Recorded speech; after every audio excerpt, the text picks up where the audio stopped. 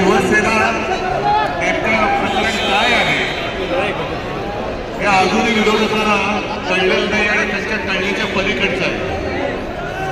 त्यांना असं वाटतं की 2-4 गद्दार फोडले तर शिवसेना संपून जाईल, पण अशा अनेक गद्दार आमच्यातनं निघून गेले तरी जोपर्यंत तुमच्यासारखे कट्टर कडवट निष्ठावंत शिवसैनिक माझ्यासोबत आहेत तोपर्यंत शिवसेना कोणाच्या किती पिढ्या उतरल्या तरी संपू शकणार नाही आणि संपू शकत नाही.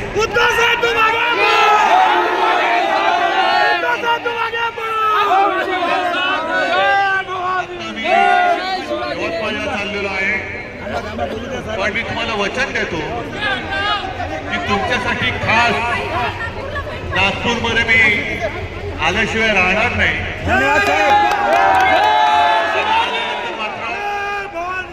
एक व्यवस्थित शिवसैनिकांचा मेळावा घेऊ आणि नुसता मेळावाच नाही तर तुमच्यापैकी अनेक जण उपस्थित असतील.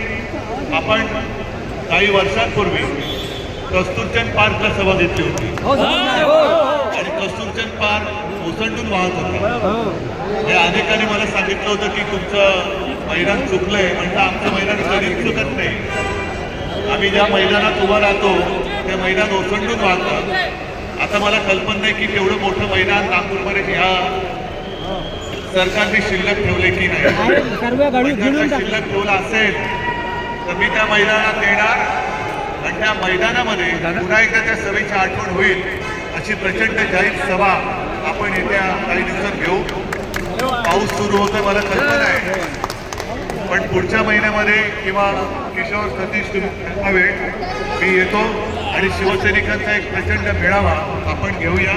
तुम्हाला सगळ्यांना मनापासून धन्यवाद देतो आणि तुमच्या ह्या प्रेमामुळेच शिवसेना आहे, शिवसेना राहील आणि जे जे शिवसेनेच्या मुळावरती आले तुम्ही